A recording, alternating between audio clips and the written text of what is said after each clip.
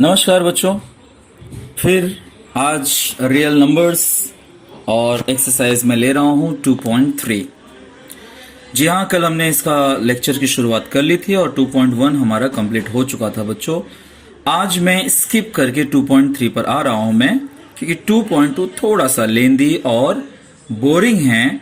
वो मैं आपको थोड़ी देर के बाद, यानी कि ये चैप्टर जब एंड हो जाएगा बच्चों 2.5, उसके बाद मैं इसका वीडियो आपके लिए बनाऊंगा। तो चलिए 2.3 शुरू कर देते हैं। 2.3 सबसे बड़ा एक्सरसाइज है इस चैप्टर का और बहुत इंपॉर्टेंट भी है। तो सर्ड्स, पहला कॉन्सेप्ट आ गया बच्चों आपके लिए। सर्ड होता क्या है? सर्ड कुछ इस तरह का दिखेगा। इसको आप कैसे पढ़ते हो? इसको आप पढ़ते हो nth रूट ऑफ ए का nth root is equal to x। Suppose यहां पर अगर 5 लिखा होता और यहां 4 लिखा होता तो आप पढ़ते 4th root of 5 is equal to x। इस तरह से इसको पढ़ा जाता है बच्चों। तो ये जो सिंबल होता है ना बच्चों, इसको हम कहते हैं रेडिकल साइन। ये जो n होता है जिसको हम लोग कहेंगे ऑर्डर, और जो a होगा यानी कि जो रूट के अंदर होगा उसको हम कहेंगे रेडिकंड। ये एक इन जनरल मैंने कुछ लेटर्स लिए हैं बच्चों। यानी कि कोई भी नंबर आपको दिख गया, सपोज 5 का 4th रूट दिखा तो 4 होगा ऑर्डर और 5 होगा रेडिकंड।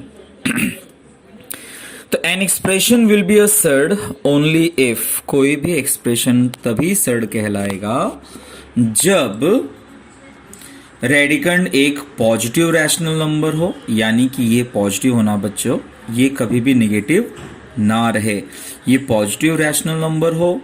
दूसरा, इसका जो ऑर्डर हो वो एक होल नंबर हो, यानी कि पॉजिटिव इंटीजर हो ग्रेटर देन 1। जब सर्ड के ऊपर कुछ भी नहीं दिखा रहता ना बच्चों, तो इसका मतलब उसका ऑर्डर 2 है। ठीक है, तो ये तो अज्यूम करके चलेंगे जब कुछ नहीं लिखा, इसलिए हमेशा इसका ऑर्डर क्या होगा? ग्रेटर देन 1 होगा। तीसरा, अगर देखें तो वैल्यू x इज इररेशनल, यानी कि इसका जो आंसर होता है बच्चों वो आंसर एक्चुअली कभी निकलेगा ही नहीं। यानी कि जैसे मैं ले लूं, अगर 5 का स्क्वायर रूट निकालूं तो बच्चों उसका आंसर ना इररेशनल होगा। इररेशनल क्यों होगा? क्योंकि रूट 5 का आंसर हमें नहीं पता।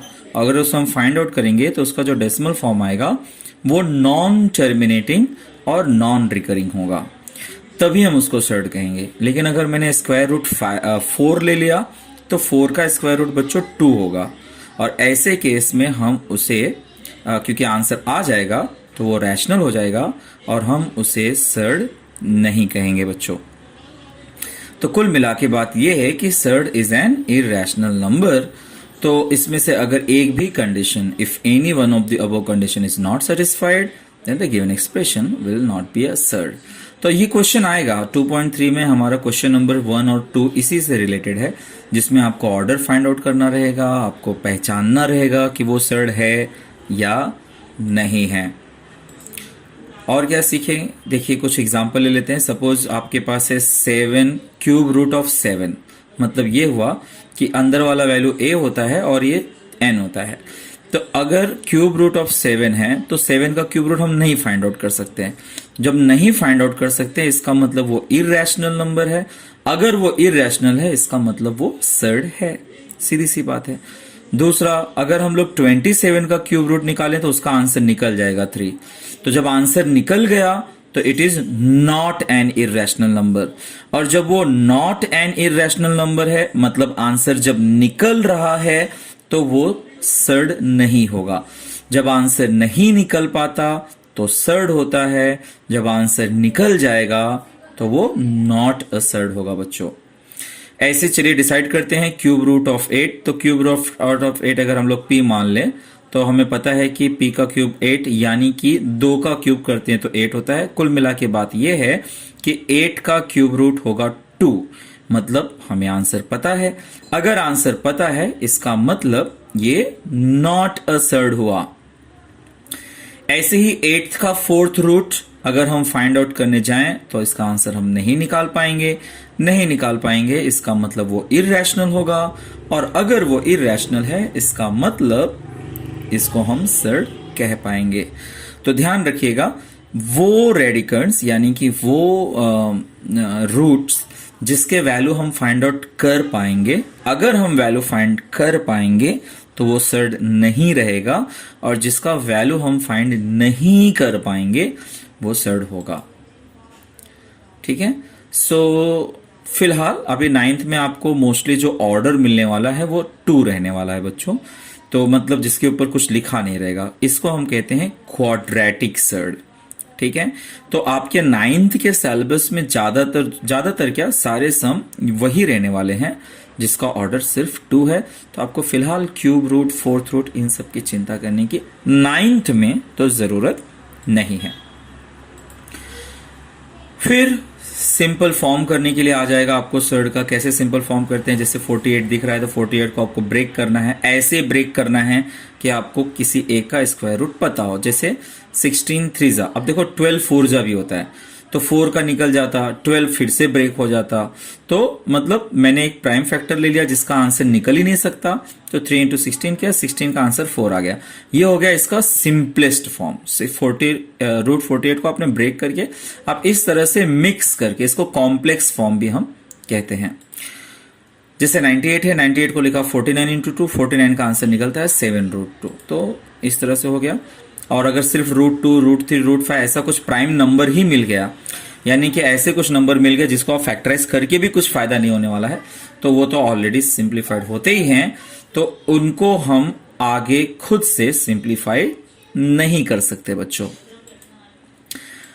उसके बाद देखिए सिमिलर और लाइक सर्ड। सिमिलर या लाइक सर्ड किसको कहते हैं? सपोज आपके पास 2 P और Q करके नंबर हैं और आपके पास इस तरह से है P root A, Q root A, यानी उनके साथ जो सर्ड लगा है अगर वो सेम है, एग्जाम्पल आपको समझा दूं मैं, जैसे 5 रूट 2 और 3 रूट 2 हो, तो रूट 2 दोनों में दिखेगा तो वो लाइक सर्ड कहलाएगा।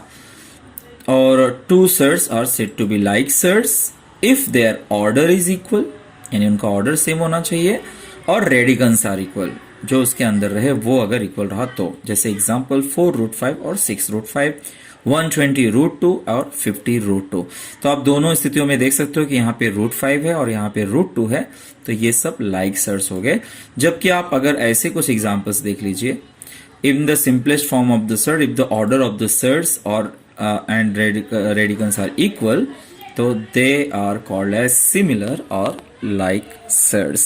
तो ये भी आपको पहचानने आएगा। दूसरी बात, इसका एक प्रॉपर्टी भी है बच्चों, जब तक सर्ड जो हैं वो लाइक नहीं होंगे तब तक हम उनको ऐड या सब्ट्रैक्ट नहीं कर सकते। जैसे इसमें रूट 5 दिख रहा है, रूट 5 दिख रहा है, तो मैं इनको ऐड करना चाहूँ तो ऐड कर सकता हूँ, और मैं आंसर लिखूंगा 6 + 4 10 रूट 5। या अगर मुझे सब्ट्रैक्ट करना हो तो 6 में से 4 गया तो 2 बचा, तो 2 रूट 5 हो जाएगा। ठीक है ना, बड़ी सिंपल सी बात है। चलिए 2.3 में हम क्या क्या टॉपिक्स देखने वाले हैं उसको एक नज़रों में देख लेते हैं। ये सारे टॉपिक्स हम कवर करने वाले हैं। एक तो सर्ड को कंपैरिजन करने के लिए आ जाएगा, एक सर्ड को आपको ऐड करना, सब्ट्रैक्ट करना, मल्टीप्लाई करना, डिवाइड करना, ये सब देखने वाले हैं। कैसे रैशनलाइजेशन किया जाता है वो देखने वाले हैं, और क्या होता है रैशनलाइजिंग फैक्टर, वो सब हम इसमें देखने वाले हैं। चलिए पहले क्वेश्चन के साथ शुरुआत कर लेते हैं। पहला क्वेश्चन है the order of the surds find out करना है बच्चों। देखिए बड़ा इजी है। पहले मैं आपको 5 क्वेश्चन बता दूं फटाफट। ये है मेरे 5 क्वेश्चन और आपको इनको ऑर्डर फाइंड आउट करना है। तो ऑर्डर मैंने आपको जैसे बताया कि जो आपको ये रूट के ऊपर दिखेगा नंबर, तो ये है, इसका ऑर्डर हो गया 3। यहां पे बच्चों देखना 5 बाजू में लिखा है, ठीक है। यहां पे रूट के ऊपर जब नंबर लिखा रहेगा तब हम उसको ऑर्डर कहते हैं। तो यहां पे कुछ भी नहीं लिखा है, जब कुछ भी नहीं लिखा होता है बच्चों तो उसका ऑर्डर 2 होता है। यहां पे इसका ऑर्डर 4 है, इसका ऑर्डर कुछ नहीं है तो 2 है, और इसका ऑर्डर 3 है। तो बड़ा ही आसान था क्वेश्चन। क्वेश्चन नंबर 1 हो गया, बहुत इजी था, ठीक है ना, फाइन। नाउ क्वेश्चन नंबर 2 की तरफ बढ़ते हैं। आपको पहचानना है कि इसमें से कौन सर्ड है और कौन से सर्ड नहीं है। तो देखिए 51 का क्यूब रूट तो ये सर्ड है, क्योंकि 51 का क्यूब रूट हम पहली बात तो फाइंड नहीं कर सकते। सबसे पहले आप ये सोचा करो कि क्या हम उसका क्यूब रूट फाइंड आउट कर सकते हैं। जी नहीं कर सकते। तो एक नज़र में तो ये सर्ड लग रहा है, लेकिन सर्ड होने की 3 शर्तें हैं। क्या कि अंदर का नंबर एक पॉजिटिव रैशनल नंबर होना चाहिए, वो दिख रहा है। उसका जो ऑर्डर होना चाहिए वो एक होल नंबर होना चाहिए, यानी कि पॉजिटिव इंटीजर होना चाहिए ग्रेटर देन 1, वो भी दिख रहा है। और इसका वैल्यू हम नहीं निकाल पा रहे हैं। तो तीनों रीजन सेटिस्फाई हो रहा है कि जो अंदर का नंबर है वो पॉजिटिव है, जो ऑर्डर है वो ग्रेटर देन 1 है, और इसका वैल्यू भी हम नहीं निकाल पा रहे हैं, मतलब वो इररेशनल है। तो इस तरह से वो हो गया। जबकि आप 16 का फोर्थ रूट देखें तो उसका आंसर हम निकाल पाएंगे। 16 का फोर्थ रूट हमें पता है 2। तो अगर बच्चों आंसर निकल गया तो आंसर निकल गया, मतलब वो नॉट अ सर्ड है। ठीक है, फिर वो सर्ड नहीं हो सकता। अब हम बात करते हैं नेक्स्ट क्वेश्चन। 81 का फिफ्थ रूट, ये भी पॉसिबल नहीं है, तो बस नॉर्मल रीजंस आ जाएंगे कि ये पॉजिटिव है, कुछ इस तरह से। ये भी एक 1 से ग्रेटर नंबर है और इसका वैल्यू हम निकाल नहीं पा रहे हैं, so that's why this is a surd. Done. Root 256 का आंसर तो आपको पता है, वो होता है 16। ठीक है, तो 16 हो जाता है, इसका मतलब ये रैशनल है। रैशनल है मतलब ये नॉट अ सर्ड है बच्चों। बहुत ज़्यादा इजी है। ठीक है, तो बस एक बात आप गांठ कर लीजिए कि अगर आपको वैल्यू मिल जाएगा तब वो सर्ड नहीं होगा। जब वैल्यू नहीं निकल पाएगा तब वो सर्ड होगा, लेकिन फिर आपको तीनों रीजंस भी बताने होंगे कि क्या क्या प्रॉपर्टी थी और उसने क्या क्या पजेस किया है। 64 का क्यूब रूट आपको पता है, 64 का क्यूब रूट होता है 4। इसका मतलब इसका आंसर निकल गया। निकल गया तो ये रैशनल है, और अगर ये रैशनल है तो ये नॉट अ सर्ड है। बात करें 6 सम की तो 22/7 है, ये एक रैशनल नंबर है, लेकिन 22/7 का स्क्वायर रूट हम फाइंड नहीं कर सकते, तो ये सर्ड है, क्योंकि पहली बात ये एक रैशनल नंबर था जो कि पॉजिटिव में था। दूसरी बात 2 एक पॉजिटिव इंटीजर है जो कि ग्रेटर देन 1 हो गया। 2 मतलब जब यहाँ पर कुछ नहीं लिखा है इसका मतलब 2 है। ठीक है, उसके बाद क्या होगा, उसके बाद इसका वैल्यू हम फाइंड आउट नहीं कर सकते, तो ये इररेशनल नंबर। तो बड़े आसानी से आपने देख लिया कि सारे 6 क्वेश्चन में अगर आपको सिंपल सा आपको रैशनल और इररेशनल नंबर के बारे में डिफरेंस पता है, तो सर्ड के बारे में क्या होना चाहिए कि सर्ड का सबसे पहले एक नजर में तो ये है कि क्या आप उसका वैल्यू फाइंड आउट कर पा रहे हो। अगर वैल्यू फाइंड आउट कर पा रहे हो तो वो सर्ड नहीं है, और नहीं कर पा रहे हो तो वो सर्ड है। और भी क्या शर्तें हैं ये आप है। मैं आपसे गुजारिश करूंगा कि आप ये क्वेश्चन नंबर 2 जरूर एक बार रिवाइंड करके फिर से रिवाइज करिएगा, तभी आपको ये पूरी तरह से दिमाग में आ जाएगा बच्चों। क्वेश्चन नंबर 3 कह रहा है पहचानो कि कौन से लाइक सर्ड्स हैं और कौन से अनलाइक। बड़ा इजी होता है पहचानना, लेकिन पहले हमें डिसाइड करने के पहले हमें देखना होगा कि क्या कोई सर्ड सिंप्लीफाई हो पाएगा क्या। तो देखो 52 को हम फर्दर सिंप्लीफाई कर सकते हैं। कैसे? जैसे 4 × 13। क्यों किया ऐसे? क्योंकि 4th का स्क्वायर रूट तो निकल सकता है 2√13, और देखिए इसमें भी √13 दिख रहा है। ये तो ऑलरेडी सिंप्लीफाइड था, इसको हमने सिंप्लीफाई किया। तो सिंप्लीफाई करने पे हमें दिख रहा है कि अरे भाई √13 तो दोनों में आ रहा है। जब दोनों में √13 आ रहा है इसका मतलब कि उनका ऑर्डर तो सेम दिख ही रहा था। अब हमने देखा कि उनका रेडिकंड भी सेम है। So if here the order are same and the radicands are also same, therefore like surds. Second वाला देखें तो 68 को सिंप्लीफाई कर देते हैं। 4 × 17, 4 का स्क्वायर रूट 2 होता है। ये √17 है, ये √3 है, सवाल ही नहीं पैदा होता, मतलब नॉट सेम है। नॉट सेम है तो अनलाइक सर्ड। तो बड़ा सिंपल सा पहचान है, अगर आपको सेम रूट दिख गए तो वो लाइक सर्ड होगा, अगर डिफरेंट रूट दिख गए तो वो अनलाइक सर्ड होगा। कभी सेम दिख भी गया तो आपको चेक करना चाहिए कि कहीं ऑर्डर तो अलग नहीं है। यानी यहाँ पे अगर क्यूब रूट ऑफ 3 होता और यहाँ पे सिर्फ √3 होता तब आप उसे लाइक सर्ड नहीं कहते। यानी दोनों शर्तें पूरी होनी जरूरी है, एक तो ऑर्डर भी सेम होना चाहिए और एक रेडिकन भी सेम होना चाहिए। बात करें हम नेक्स्ट क्वेश्चन की, क्वेश्चन नंबर 3 की। क्वेश्चन नंबर 3 क्या कहता है? क्वेश्चन नंबर 3 कहता है 4√18 और 7√2। सिंप्लीफाई कर लेते हैं 18 को। 9 2 18 होता है, 9 का मतलब 3 × 3, स्क्वायर रूट है तो एक पेयर बाहर आ जाएगा। 4 × 3, 4 × 3 होता है 12, 12√2। यानी कि इसको सिंप्लीफाई किया तो √2 मिल रहा है, बाजू वाले में ऑलरेडी √2 है, तो भैया ऑर्डर भी सेम है, रेडिकंड भी सेम है, इसका मतलब ये लाइक सर्ड है। डन। इसमें 12 को सिंप्लीफाई कर लेते हैं हम लोग। ये रहा 12, 6 3 19 रूट 12 है, तो 4 3 12, तो 4 को 2 इंटू 2 यानी उसका आंसर हो गया 2, तो 2 हो गया, तो 19 2 38, 38 रूट 3 आ गया बच्चों। ये भी रूट 3, ये भी रूट 3, सेम दिख रहा है। तो जब अगर ऑर्डर भी सेम है, रेडिकंड भी सेम है, इसका मतलब ये हुआ कि ये भी एक लाइक सर्ड है। देखिए, एक बार अगर आपको समझ में आने लगा कि लाइक या अनलाइक का फंडा क्या है, तो ये बहुत ही इजी क्वेश्चन है। इसका यूज क्या होगा ये हम आगे देखने वाले हैं। आगे देखिए, 5 रूट 22 और 7 रूट 33 दोनों को कुछ भी सिंप्लीफाई नहीं किया जा सकता, तो हम यहीं पे बता देंगे कि भाई तो शक्ल से ही दिख रहा है कि तेरा ऑर्डर तो सेम है लेकिन रेडिकंड डिफरेंट है, और इसको सिंप्लीफाई करके कुछ भी फायदा नहीं है बच्चों। जैसे मैंने अगर 3 इंटू 11 लिखा तो ना तो 3 का स्क्वायर रूट निकाल पाऊंगा ना तो 11 का। यानी आप सिंप्लीफाई कब कर पाते हो? अगर सिंप्लीफाई करने पर किसी एक का स्क्वायर रूट निकल जाए तब सिंप्लीफाई करने का कुछ फायदा है। तो ये दोनों क्या हो गए? अनलाइक सर्ड्स हो गए। बात करें 5 रूट 5 और 7 रूट 75 की, तो 75 को हम सॉल्व कर लेते हैं। 75 को सॉल्व करेंगे तो आ जाएगा 25 इंटू 3, 25 का मतलब 5 इंटू 5, यह आ गया बाहर 5, 7 5 35।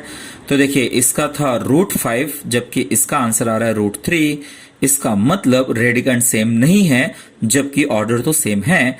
तो भाई जब रेडिकंड सेम नहीं है तो यह हो गया अनलाइक सर्ड। उम्मीद है आपको समझ में आ चुका होगा, और अगर आ चुका है तो कम से कम इसी सवाल के बाद अगर आप यहां तक पहुंच चुके हो और आपको ये समझ में आ रहा है तो कम से कम अब लाइक जरूर कर दीजिएगा वीडियो को। नए हैं, नहीं सब्सक्राइब किया है तो अब तक सब्सक्राइब भी कर लीजिएगा। बढ़ते हैं क्वेश्चन नंबर 4 की तरफ। क्वेश्चन नंबर 4 कह रहा है कि simplify the following surds. Root 27 simplify करना आप ऑलरेडी सीख चुके हैं जब आप लाइक और अनलाइक पता लगा रहे थे। यानी सिंप्लीफाई आपको कैसे करना होता है बच्चों, आप इसको ऐसे सिंप्लीफाई करो जिसमें से एक का स्क्वायर रूट आपको पता हो। जैसे कि 27 के बारे में अगर मैं बात करूं तो 9 3 27, जिसमें से 9 का स्क्वायर रूट आपको पता है। 9 को आप ब्रेक कर सकते हो, और स्क्वायर रूट का मतलब 2 का पेयर चाहिए। तो देखो 3 इंटू 3 का पेयर बन गया, तो ये 3 बाहर आ गया और बच गया रूट 3, हो गया सिंप्लीफाई। दूसरा देखें रूट 50, रूट 50 को मैं लिख सकता हूँ 25 इंटू 2, 25 को हम ब्रेक कर सकते हैं और 5 आ सकता है, ये हो गया इसका सिंप्लीफिकेशन। थर्ड बात करें 250 की, तो 250 का मतलब 25। आप वैसे तो बहुत कुछ लिख सकते हो लेकिन 25 लिखने का फायदा क्या है कि 25 का स्क्वायर रूट 5 हो जाता है, ये निकल जाएगा। ऐसे अगला क्वेश्चन देखें 112, तो 112 को मैं लिख सकता हूँ 16 इंटू 7, जिसमें से 16 का स्क्वायर रूट होता है बच्चों 4, तो 4 रूट 7 हो गया। और अगर हम बात करें फिफ्थ सम की 168, तो इसको हम लोग ब्रेक कर दिए 4 इंटू 42, जिसमें से 4 का स्क्वायर निकल गया। 42 को कुछ भी ब्रेक कर लीजिए, उनके स्क्वायर रूट्स नहीं निकलेंगे। तो इस तरह से झटके से क्वेश्चन नंबर 4 भी हो गया। सिंप्लीफाई करने का मतलब आप उसको इस तरह से ब्रेक करिए कि एक पार्ट का कुछ स्क्वायर रूट बाहर निकल आ जाए और जो बच जाए उसका किसी भी तरीके से स्क्वायर रूट नहीं निकल पाए, वो आपको ध्यान है। बचा हुआ पार्ट फिर से अगर ब्रेक हो रहा है इसका मतलब अभी और सॉल्व करने की जरूरत पड़ेगी। ओके बच्चों, चलिए बढ़ते हैं नेक्स्ट क्वेश्चन, क्वेश्चन नंबर 5 की तरफ। Compare the following pair of surds. अब कंपेयर आप तब कर पाओगे बच्चों जब वो लाइक हो, यानी कि सेम फॉर्मेट में हो। वो कहते हैं ना अमर अकबर एंथोनी में, दम है तो बिना वर्दी के आ मेरे सामने। ठीक उसी तरीके से जब तक एक बाहर और एक अंदर है हम इसे कंपेयर नहीं कर सकते। यानी क्या करना होगा, ये मिक्स सर्ड है, इसको हमें प्योर सर्ड बनाना होगा। जैसे 7 रूट 2 है बच्चों, तो 7 अंदर गया तो 49 हो गया। पहली बात 7 अंदर गया, स्क्वायर 49 का तो स्क्वायर रूट 7 होता है, तो ये हो गया 49 इंटू रूट 2, तो ये हो गया रूट 98। ठीक है, और इसकी बात करें हम लोग 5 रूट 3 की, तो 5 अंदर जाएगा तो 25 हो जाएगा, तो 25 इंटू 3 हो जाएगा 75। अब जब दोनों स्क्वायर रूट के अंदर चले गए बच्चों तो हम उसको कंपेयर कर सकते हैं। हम देख सकते हैं कि 98 इज ग्रेटर देन 75, तो जब 98 ग्रेटर देन 75 है इसका मतलब उसका रूट भी ग्रेटर होगा। फिर जब हमने ये डिसाइड कर ही लिया तब उसका ओरिजिनल जो क्वेश्चन है वो लिख देते हैं, 7 रूट 2 इज ग्रेटर देन √3। यानी कि हमें जो मिक्स सर्ड दिखेगा ना बच्चों, उसको प्योर करना है। कैसे प्योर करोगे? जो ऑर्डर है, मतलब ऑर्डर 2 है ना, तो सीधी सी बात है कि अंदर जाके वो स्क्वायर हो जाएगा। 7 अंदर गया तो स्क्वायर हो गया, 5 अंदर गया तो स्क्वायर हो गया।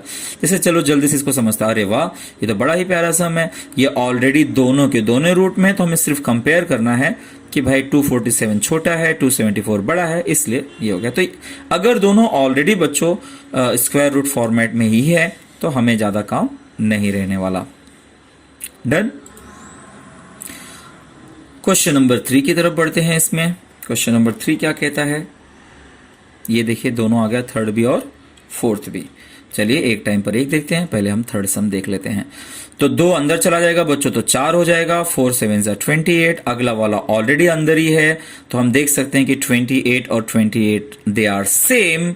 अगर वो सेम है, इसका मतलब इसका स्क्वायर रूट सेम होगा। तो भाई एक के लिए उसका ओरिजिनल क्वेश्चन लिख देते हैं और हमने फिर ये डिसाइड कर लिया। अगला देखिए 5√5, तो 5 अंदर जाएगा बच्चों तो 25 हो जाएगा। 25 इंटू 5 125, और 7 अंदर जाएगा तो 49 हो जाएगा। जैसे ये हुआ देखो, 7 अंदर गया 49, 49 2 98, इधर 5 अंदर गया 25 इंटू 5 125। क्लियरली हम जानते हैं कि 125 बड़ा होता है 98 से, इसलिए रूट 125 बड़ा होगा रूट 98 से। इसका मतलब ये हो गया। तो उम्मीद है अब आपको ये समझ में आ गया होगा कि किस तरह से उनको हमें प्योर सर्ड बनाना है। जब तक दोनों प्योर सर्ड नहीं हो जाएंगे हम इसे कंपेयर नहीं कर पाएंगे बच्चों। चलिए जल्दी से इसको, अब तो आपको आ ही रहा होगा, ये 4 अंदर चला जाएगा 16, तो 16 इंटू 42 करेंगे तो 672। 9 अंदर गया 81, 81 इंटू 162। सीधी सी बात है 672 बड़ा होता है 162 से, इसका मतलब पहला वाला ग्रेटर है देन दी सेकेंड वाला। 5 अंदर गया 25, 25 इंटू 375। अगला वाला 9 है सिर्फ, तो 9 जब स्क्वायर रूट में जाएगा तो 81। ये अच्छा इंपॉर्टेंट क्वेश्चन है बच्चों, यहाँ पे स्क्वायर रूट दिख ही नहीं रहा है, मतलब कुछ है ही नहीं रूट, तो इसका मतलब 9 को मैं अंदर लिखूंगा तो ये रूट 81 हो जाएगा। अब हम देख सकते हैं कि 75 छोटा है और 81 बड़ा है, इसका मतलब root 75 is less than root 81 and hence इसका मतलब 9, इसका मतलब 5√3। कंपेयर कर लिया हमने। Done, easy, fine. तो इसी के साथ इसका 7th क्वेश्चन देख लीजिए। 7 और 2√5 सेम, जैसे 9 अंदर गया था 81 हो गया था, 7 अंदर गया 49 हुआ। इसको सिंप्लीफाई करेंगे तो 2 अंदर गया 4 हुआ, 4 5 20। तो रूट 49 और रूट 20 को कंपेयर करना है। वी कैन सी कि 49 इज ग्रेटर देन 20, इसका मतलब root 49 is greater than root 20, इसका मतलब 7 इज ग्रेटर देन 2√5। और जरा ये सोच के देखिए, यूज योर ब्रेन पावर, क्या root 9 plus 16 is equal to root 9 plus root 16? क्या root 100 plus 36 is same as this? तो भाई मैं आपको बता देता हूं यही एग्जांपल से। देख लीजिए 16 और 9 कितना होगा? 25। 25 का स्क्वायर रूट क्या होगा? 5। इसका आंसर, फाइनल आंसर क्या होगा बच्चों? 5। जबकि इसको आप सोचिए, 9 का स्क्वायर रूट होता है 3, इसका होता है 4, 3 प्लस 4 कितना हुआ? 7। इसका आंसर 7 आया, जबकि वही सेम नंबर जब एक ही स्क्वायर रूट के अंदर था तो उसका अंदर 5 आ गया। इसका मतलब अगर स्क्वायर रूट के अंदर प्लस दिख रहा हो या माइनस दिख रहा हो तो हम उसे सेपरेट नहीं कर सकते। अगर सेपरेट करेंगे तो वो सेम नहीं रहेंगे। जबकि मल्टीप्लाई हो तो हम अलग लिख सकते हैं, लेकिन प्लस रहा तो अलग लिखें। इसका मतलब ये इक्वल नहीं है। ठीक है, इसमें आप सोचिए ये हो गया 136, जिसका आंसर हम निकाल ही नहीं पाएंगे, जबकि यहां पे होगा 10 प्लस 6 16। ठीक है ना, तो ये भी अनइक्वल होगा। तो ये दोनों सेम हो सकते हैं क्या? नहीं हो सकते। यानी आगे के लिए आप क्या समझोगे कि अगर रूट के अंदर आपको प्लस या माइनस दिख रहा है तो आप उसको सेपरेट करके नहीं लिख सकते हो, जबकि मल्टीप्लाई दिखेगा बच्चों तो आप लिख सकते हो। सो यूज योर ब्रेन पावर। तो आंसर हुआ not equal. Question number 6 simplify करना है। देखिए इसे हम ऐड कर सकते हैं। हाँ, ऐड करने के लिए कंडीशन क्या रहेगी बच्चों? कि वो लाइक सर्ड होना चाहिए। तो लाइक सर्ड मतलब देखिए दोनों में रूट 3 दिख रहा है तो हम ऐड कर सकते हैं। 5 प्लस 8 13, 13 रूट 3 हो गया। Very easy. इसमें देखो ये लाइक है, ये लाइक है, पता नहीं भाई सब लायक हैं कि नहीं है। तो 125 को ब्रेकअप करिए। 125 को ब्रेकअप करेंगे तो 25 इंटू 5 आएगा बच्चों, जिसमें से 25 का आंसर निकल जाएगा और 5 का नहीं निकलेगा। मतलब 25, देखो ये जो मैंने इसको ब्रेक किया 25, ठीक है ना। तो 25 सेपरेट किया, 25 का आंसर 5 निकल गया, लेकिन रूट 5 रह गया। अब अगर आप तीनों को देखोगे तो ये लाइक सर्ड है, ये भी रूट 5 है, ये भी रूट 5, ये भी रूट 5 है। अब हम इसको कॉमन ले लेते हैं और इसमें से बचेगा 9 माइनस 4 प्लस 5, 9 में से 4 गया, बचे 5, 5 प्लस 5 हुआ 10, यानी कि 10 रूट 5। तो ये एक बड़ा ही अच्छा एग्जाम्पल था जिसमें से ये तो ब्रेक नहीं हो सकते थे, पर इसे हमने ब्रेक किया बच्चों। इसमें थर्ड सम क्या कहता है? थर्ड सम कहता है ये एक टाइम पर एक 48 को ब्रेक किया 16 थ्रीजा, 27 को ब्रेक किया 9 थ्रीजा, ठीक है ना। 16 का आंसर निकल गया 4, 9 का आंसर निकला 3, यानी कि बच क्या गया बच्चों? रूट 3, 7 4 जा 28, रूट 3 सिंप्लीफाई करने के बाद वो लाइक टर्म्स दिख रहे हैं, तो जो उसका लाइक सर्ड है वो कॉमन ले लीजिए। इसमें से बचा 28 माइनस 3, और माइनस यहाँ पे कोई नंबर नहीं है, इसका मतलब 1, तो 28 माइनस 3 इज 25, 25 माइनस 1 इज 24, यानी फाइनल आंसर हुआ 24 रूट 3। तो बड़े अच्छे से ये देखिए बच्चों, मैं आपको बोलूंगा कि इसे आप जरूर प्रैक्टिस करिए खुद से, ठीक है, क्योंकि यहाँ पर आप एक बार में देख के स्क्रीनशॉट ले लोगे और बाद में आपको लगेगा कि ये तो आ रहा है, लेकिन इसे आप खुद से प्रैक्टिस करिए। आपको सिंप्लीफाई करना है, ऐसे सिंप्लीफाई करना है कि एक का आंसर आपको पता हो, नियरेस्ट स्क्वायर आपको पता लगाना है।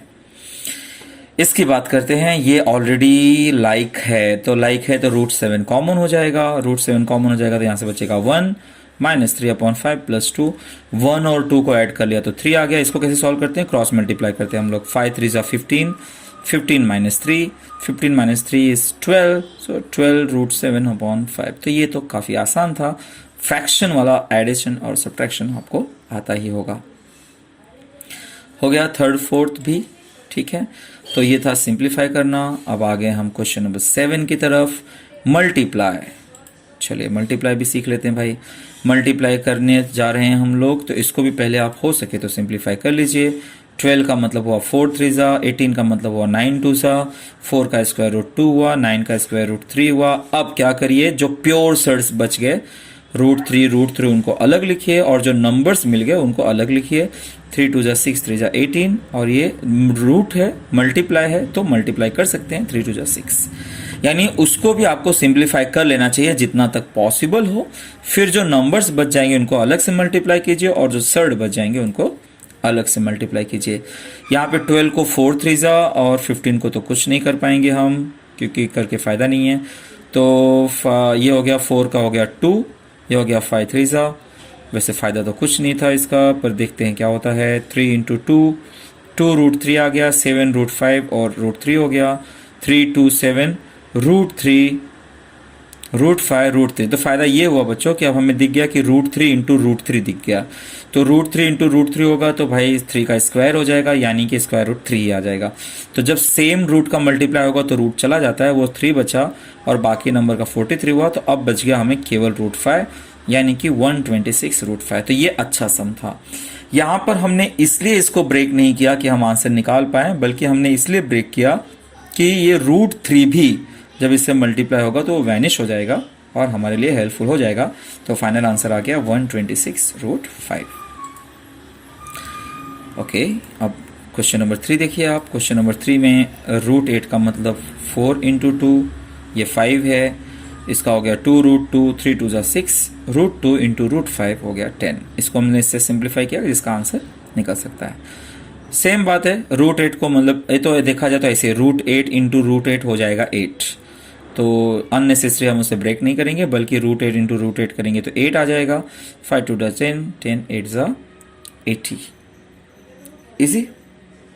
ओके, बड़ा एक्सरसाइज है भाई। अब हम लगभग आ गए हैं अपने आखिरी क्वेश्चन की तरफ। बस 2 क्वेश्चन और। Divide and right the answer in the simplest form. जैसे 98 डिवाइड बाय रूट 2, तो आप इसे बस आप फ्रैक्शन फॉर्म में लिख डालिए, सबको एक रूट के अंदर ले लीजिए। सिंप्लीफाई कर लिया, 49 आ गया। 49 का स्क्वायर रूट 7। बहुत ज़्यादा इजी है। वही काम करिए, अंदर ले लिए 125/50। 125 का मतलब 25 × 5, मतलब कुल मिला के ये बताना चाहता हूँ मैं कि 25 से कैंसिल होगा। 25 2 जा 25, 5 25 25 कैंसिल, 5/2। ईजी है बच्चों, बहुत बहुत बहुत ईजी है। सो 1 और 2 बहुत इंपॉर्टेंट भी है ये। थर्ड 54/27। तो देखिए भाई 27 2 14 होता है, 27 कैंसिल, बच गया 2, आंसर आ गया √2। 5 के टेबल में 310 तो आ ही जाएगा, तो 5 × 62, 5 कैंसिल, ये आ गया √62। ये भी बड़े इजीली हो गया। ओके तो इस तरह से हमारा क्वेश्चन नंबर 8 कंप्लीट हुआ और आ गए हम आखिरी क्वेश्चन की तरफ, जिसका नाम है रैशनलाइज द डिनोमिनेटर। अब ये है मील का पत्थर, ये आपको आगे तक याद रखना है जब तक आप पढ़ाई करने वाले हो। जैसा कि आप जानते हो जो सर्ड होता है वो एक इर्रेशनल नंबर होता है। अब इसे रैशनलाइज करना है, इसका मतलब इस सर्ड को हटाने की कोशिश करनी है। तो अभी अभी हमने थोड़े एग्जांपल देखे कि √8 × √8 किया तो रूट चला गया, √3 × √3 किया तो रूट चला गया। वैसे ही √5 × √5 करूंगा तो रूट चला जाएगा। तो आप पहली बात तो पहचान लीजिए कि क्या रैशनलाइज करना है, हमें डिनोमिनेटर को रैशनलाइज करना है ना। तो इसका मतलब हमारा रैशनलाइजिंग फैक्टर है √5। तो क्या करना है, जो आपको रैशनलाइज फैक्टर मिल जाएगा ना, बस उसी से ऊपर नीचे मल्टीप्लाई कर लीजिए, कुछ इस तरह से, न्यूमरेटर एंड डिनोमिनेटर बाय √5। तो जब हम मल्टीप्लाई करेंगे ना बच्चों, तो हो क्या जाता है कि नीचे ना √5 × √5 होगा, इसलिए वो 5 बन जाएगा, मतलब रूट हमने हटा दिया। बस जैसे हमने नीचे से रूट हटा दिया, हमारा काम हो गया, हमने डिनोमिनेटर को रैशनलाइज कर दिया और जो रूट था वो चला गया न्यूमरेटर में। चलिए अगले सवाल में समझने की कोशिश करते हैं। √14 है बच्चों, क्या आप √14 को और सिंप्लीफाई कर सकते हो? नहीं कर सकते हो। तो रैशनलाइजिंग फैक्टर हुआ √14। इसका मतलब मुझे न्यूमरेटर और डिनोमिनेटर किससे मल्टीप्लाई करना है? √14 से। कर देते हैं, तो नीचे वाला रूट हट गया। जैसे ही नीचे वाला रूट हट गया, हमने काम पूरा कर दिया, यानी ये हो गया रैशनलाइज। ओके, तीसरा देखिए, इसका रैशनलाइजिंग फैक्टर है √7। ऊपर नीचे √7 से मल्टीप्लाई करो। देखिए आप चुटकियों में आप कर पाएंगे, √7 × √7 7, और ऊपर वाला चिपक गया इसके साथ। बात करें इसकी, तो अब आपको सावधान रहना है। यहां पे ऑलरेडी सिंप्लीफाइड सर्ड लिखा हुआ है बच्चों। क्या लिखा हुआ है? 9√3। तो आप क्या कर सकते हो कि √3 से, रैशनलाइजिंग फैक्टर इसका √3 है, ध्यान रखिए, जो रूट में दिख रहा है सिर्फ वही। तो √3 से ऊपर नीचे मल्टीप्लाई करेंगे, तो जब मल्टीप्लाई करेंगे तो √3 × √3 हो जाएगा 3। अभी भी ये कैंसिल कर सकता है कुछ, 3 2 6, यानी कि 2/9 √3। तो इस तरह से आपने क्वेश्चन नंबर 4 भी देख लिया। ओके, समझ में आ गया होगा आप सबको ये सब कुछ। ओके, उसके बाद हम बात आगे बढ़ें तो हम क्या देखेंगे? 11/√3। तो 11/√3 है, तो रैशनलाइजिंग फैक्टर √3 हुआ। मल्टीप्लाई कर दीजिए ऊपर नीचे √3 से, नीचे वाला हो गया √3 × √3, दैट इज 3। तो भैया ये रैशनलाइजेशन जो है वो बड़े अच्छे से जान जाइए, क्योंकि आगे चलकर रैशनलाइजेशन ही सबसे ज्यादा इंपॉर्टेंट होने वाला है।